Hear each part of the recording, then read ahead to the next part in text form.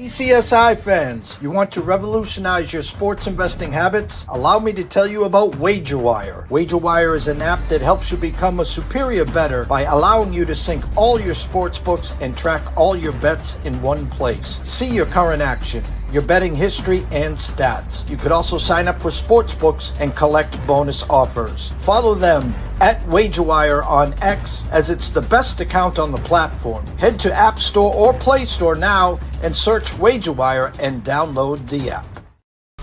2,000 years long, we will never settle. Hard days, no way, with a heavy metal. No time, no fail, won't stop here. Like a torch to a flame when it burns hot. We won't stop, come on, baby, higher.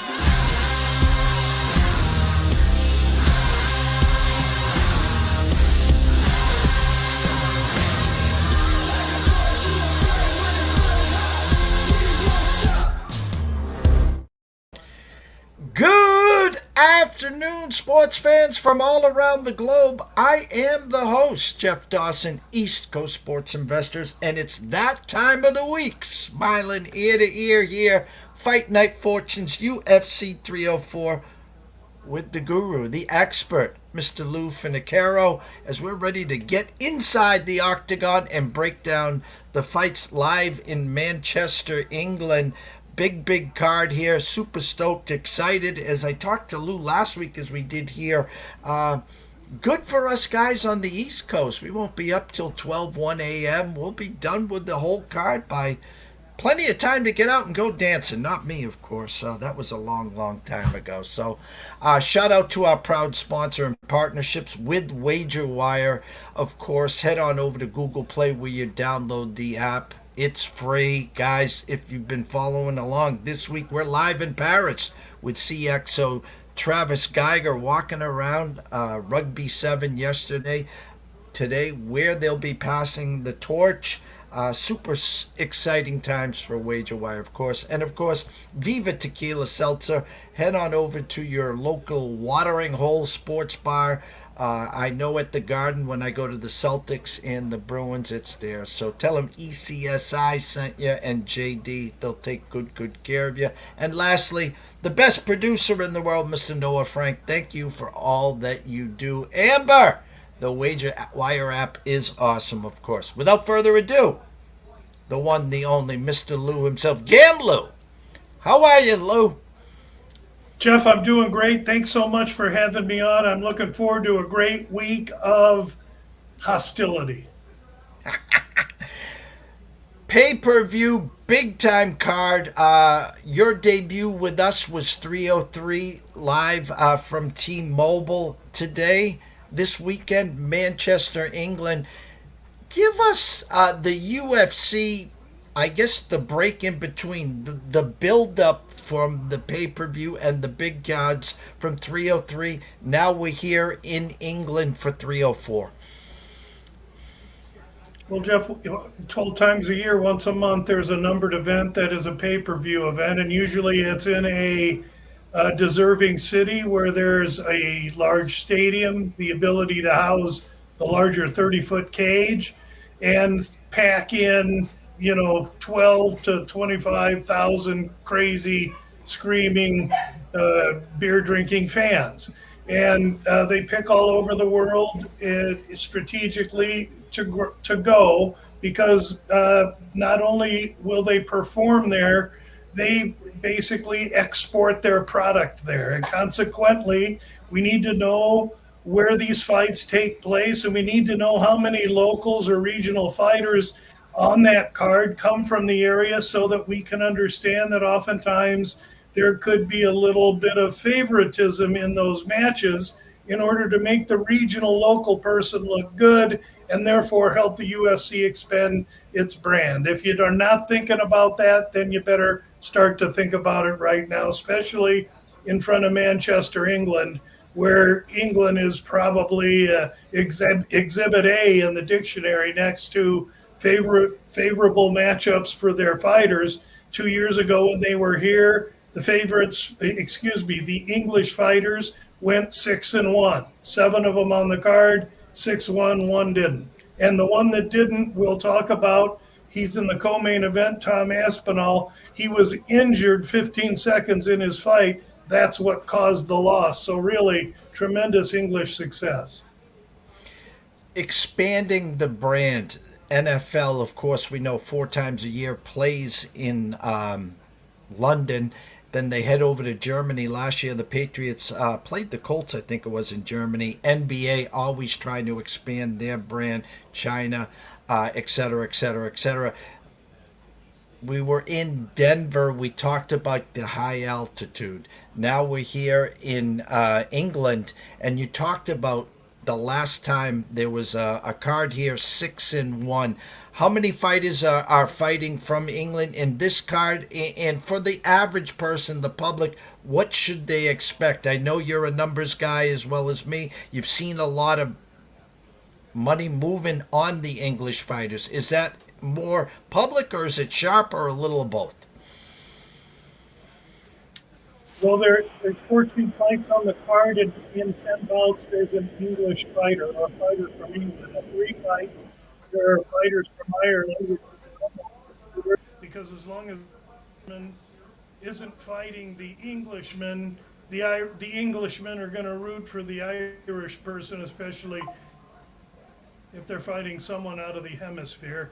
And there's 1 fighter from Wales on the card fighting a United States person. So we need to know those guys because there's going to be regional bias, at least in the crowd there.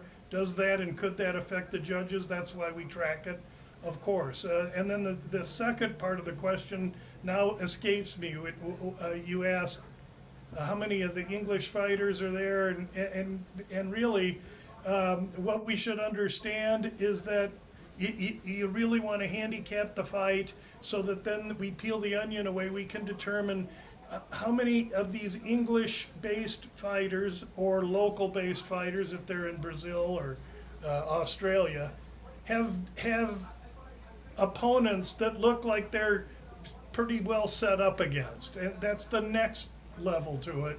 And then I think that really understanding the UFC's motivations and potentially fighters giving favorable matchups, you better tread very lightly moving against those local fighters, and you surely should wait until the end, and you better shoot with a rifle, not a shotgun, because if you just try taking them all, you're going to get clobbered. So a blind statement, does a guy want to bet $10 on every English fighter on this card? If you did, you'll be paying a heavy chalk price, and only 1 loss will really crimp your style. I would say, no, don't do that. Try and listen to a handicapper that can find you 1 or 2 positions maybe within that card where the outside fighter might be live. Talk about star power, talking about the biggest move. We got Paddy Power here, and as you said, his Bobby Green opened up minus 275 at one point, now down to minus 120. That's a big, big move here. Is that just all the public knowing Paddy and what he is, just jumping on board saying, hey, I'm going to get a piece of this?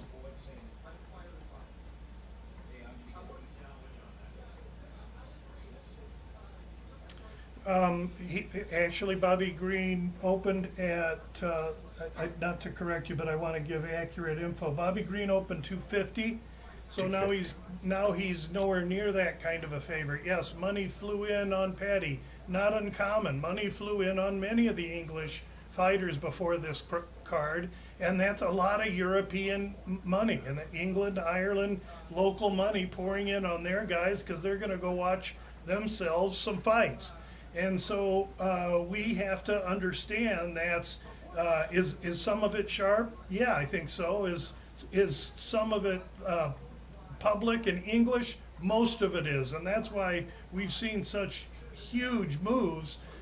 I mean, Aspinall's line has moved just as much in the co-main event.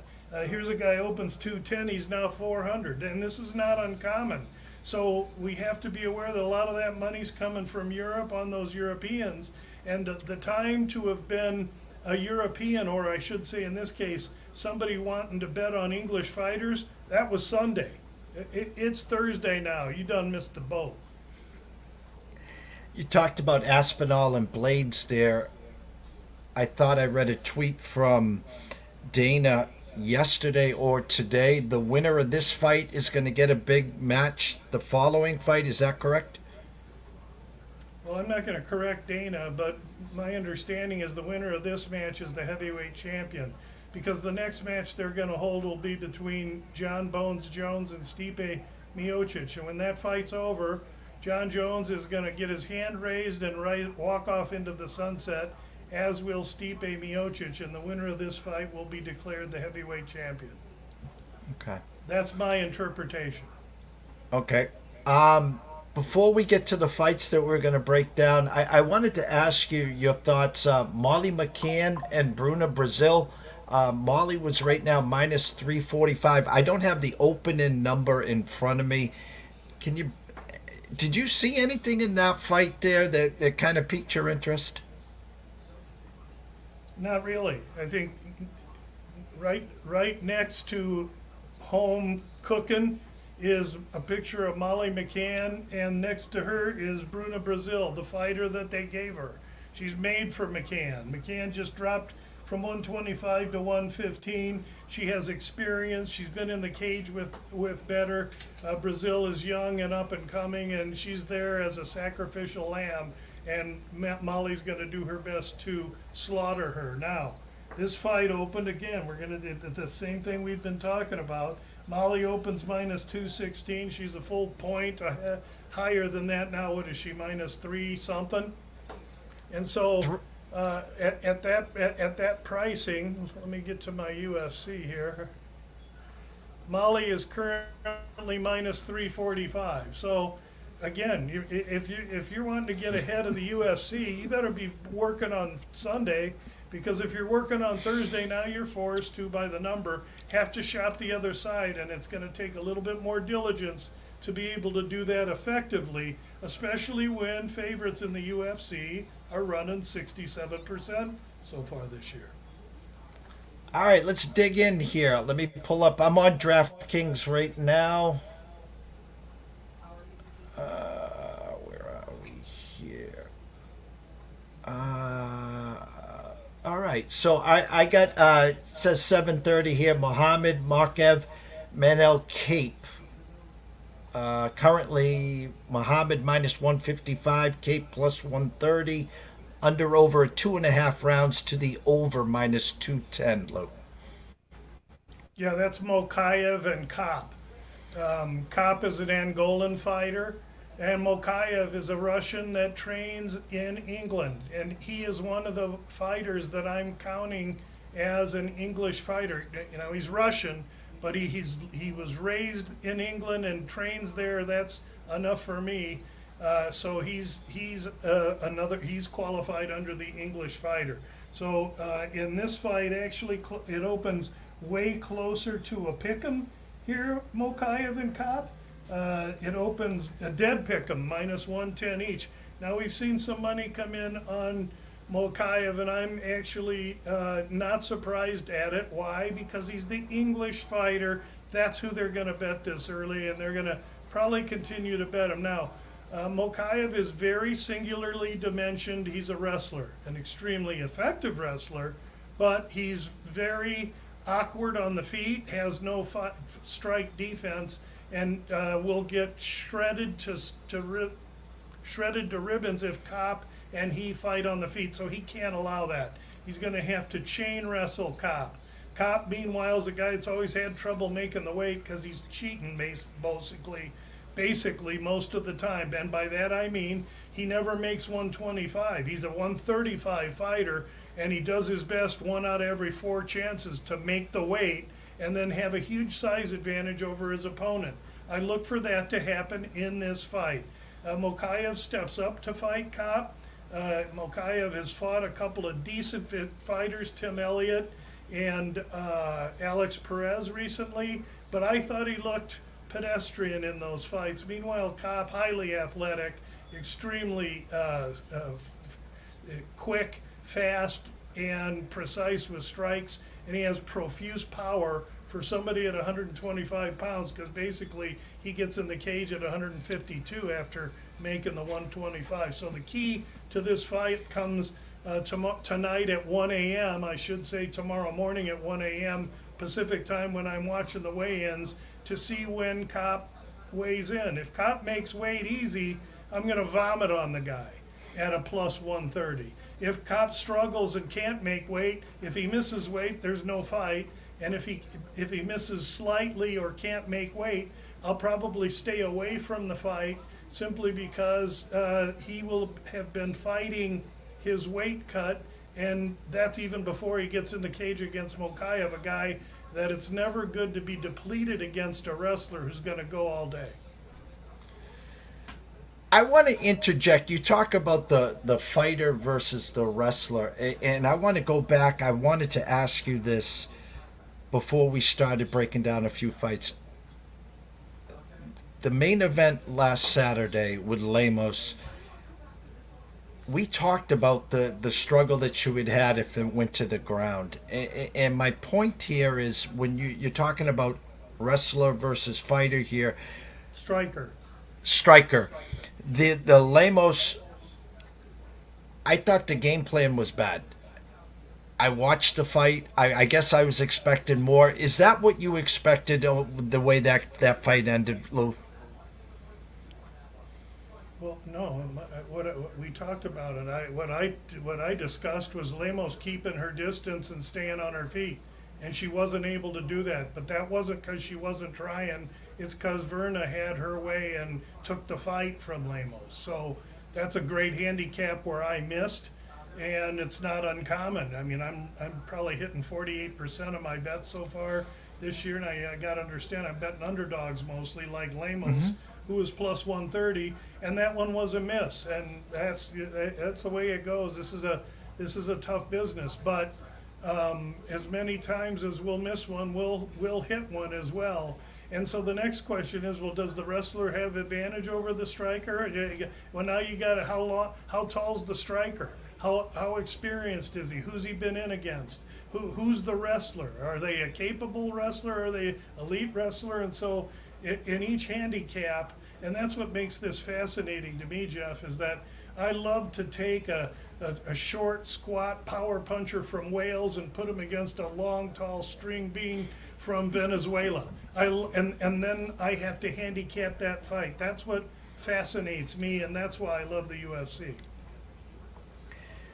I appreciate that breakdown. Again, I was going off of what we talked about, and I'm not saying I was expecting more. I was hoping that she fought her style, and as you said, she did try to fight her style and just came up short. That's all. Yeah, no, the other girl won the fight. Nobody's made more money on Jandiroba than me, and I picked a bad time to get off of her because she looked great, and Lemos was unable to do anything to keep distance and try and catch her coming in. I tipped my cap to Jandiroba and put a check mark in my brain next to her. She's a potential get back on her train next fight, depending who she gets. All right, let's move to the next fight here. Where are we here? Oban Elliott and Preston Parsons. I have a current number of Preston Parsons minus 142. Mr. Elliott plus 120. Over under minus 140 to the 2.5. I had Parsons open up at 150, so technically a little money coming in on Elliott on DraftKings. Yeah, I'm tracking it just a little different. I'm tracking money on Parsons, but be that as it may, the price is what it is. Parson has a little bit of size. He's a wrestling-based fighter. He's got more experience. United States fighter coming in. Elliott is the fighter that is from Wales. He's a little more short and squat, sawed off, a little more power, explosion. I think he's going to struggle and have some trouble with Parsons wrestling. Parsons is a very sexy pick among those of us in this fight prognostication community. I'm not betting this fight, but I can tell you some people that I respect like Parsons here a little bit, and I think this fight for me is just too close to call because Elliott will be in his backyard fighting at home. Parsons the one that's had to travel across the world, cut the weight, and it's not a fight I want any part of. We go to the main event, and Modestus. No, actually, I'm not on the main event. Let me one more fight here. I apologize. Yep. That's okay. We're going to the first fight of the night. Yes, Modestus Bukauskas. That's close. Good one. Bukauskas, exactly, against Marcin Prachnio. Currently minus 155 to Modestus and plus 130 to Marcin, minus 180 over 2.5 rounds, Lou, on DraftKings right now. Yeah, not a big opinion on the total, but I do like Prachnio in this fight. I like especially his last 4 fights, body of work, 2-2. The 2 guys he beat were better than good fighters, and the 2 guys he lost to were way better than good fighters. And the last 4 fights he's had, he's shown great growth and evolution over what he looked like 8 fights ago. Meanwhile, his foe Bukauskas, this is his second stint in the UFC as well. He's long, he's tall, primarily a Muay Thai kickboxer. And it's my opinion that this fight should be lined way closer to a pick'em. And for that reason, I like Prachnio plus the 130 here. I think once the bell rings and they're in there, it'll be Prachnio moving forward, and he'll be offering 3 or 4 punches to 1 or 2 for Bukauskas. So it's Prachnio's busyness, his volume, I should say, and his power that I think set him apart in what's probably going to be a decision. Last but not least, a lot of social media back and forth. They met at the elevators, one coming on, one coming off. I'm watching this, and Leon Edwards currently minus 258 on DraftKings, over 4.5 rounds, minus 215. A lot of blood loss, it seems here. A lot of chirping from the Muhammad sign. Any chance for Muhammad here?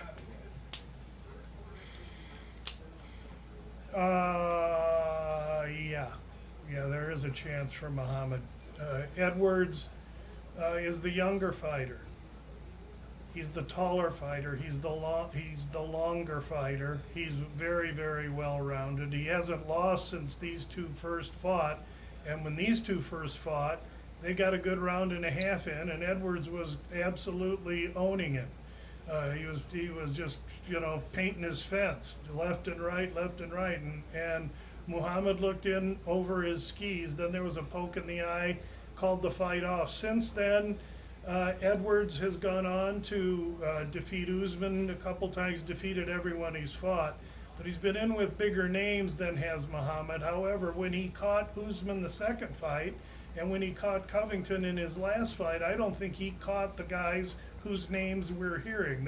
He caught shadows of those fighters, in my humble opinion. I've been on the Leon wagon for 10 years, I bet.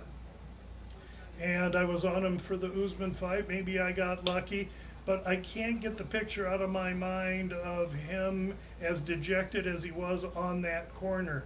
And he was there in that fight, in that mental condition.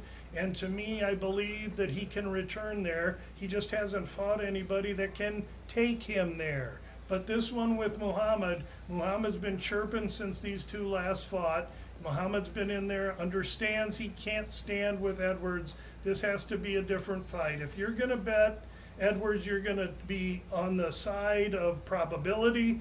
You're going to take the guy that should win, that's got all the physical characteristics going for him, and is able to fight very well rounded. If you're going for Muhammad, you're building your house on one piece of ground, and that piece of ground is unrelenting forward pressure. Muhammad must make Edwards quit.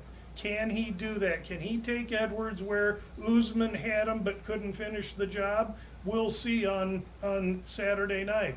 My bet at plus 2-1 is surely for Muhammad. I believe he can take him there.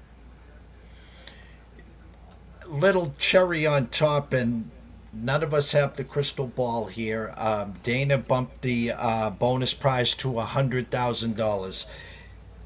If you had the crystal ball, this is just a little fun here. Who do you think is going to win the 100,000 on Saturday? Neither of the two fighters in the main event, and that's because it's going to decision whether he offers them at 6 million. It's the matchup. It isn't the money. Muhammad don't give two shits. Excuse me. Muhammad doesn't give two hoots about the money. Muhammad wants the title, and Edwards wants Muhammad. So yeah, the bonus money is great, but you'll see someone in the undercard win that. It's not going to be one of these two guys unless one of them finishes the other spectacularly. Then all bets are off. Next week, where does the octagon travel to? Well, that's a good question. Next, I'm going to have to research that. I know I believe there's a fight card, and it's more than likely going to be right back at the Apex, I would think, unless, sometimes when they travel like this, they travel for a while. Let's see. So, yeah, August 3rd. Oh, they're going to be in Abu Dhabi for Sandhagen and Nurmagomedov. So, yes, they're going from England. They're halfway to Abu Dhabi. Then they'll go to Abu Dhabi. And then August 10th, they'll be back here at the Apex. So, Sandhagen and Nurmagomedov next week from Abu Dhabi. That Abu Dhabi card will have some great fights on it. That'll be a fun one. Scrolling right down on the bottom here, of course, everyone knows on Twitter they can go find you at GambLou. I catch you, I know for a fact, on VSiN, on Sports Grid, your podcast, Bout Business. Go to your website, GambLou.com. Can send an email to Lou at GambLou.com. But as we always finish here, Lou, tell everyone what you got, what to offer, and where they can find all your work. Yeah, I do a Sneak Teep podcast every Monday. That's available free to the public. All you got to do is go to wherever you pick up a podcast, Apple, whatever, and look at the GambLou Sneak Teep podcast. There's always a free release there, and we're very profitable on those releases. And then other than that, you go to GambLou.com. That's where you get you get access to me, and you get access to everything that I do. That's the simple one-step spot to go. Questions, comments, Lou at GambLou.com. And Jeff, once again, thanks so much for having me this afternoon. Well, it's always a pleasure to have you. I look forward to my Thursday UFC sessions with you. Thank God I'm not in the octagon, but I'm learning as we speak. So, what is let me see, 2:33. I'm just catching my breath here. Go to at GambLou on Twitter. Go follow Lou there. You can follow me, of course, on EC Sports Invest. Shout out again to Noah. Thank you so much. Let's win some tickets. Let's win some cash, some tickets in the octagon, UFC 304. We will see you soon.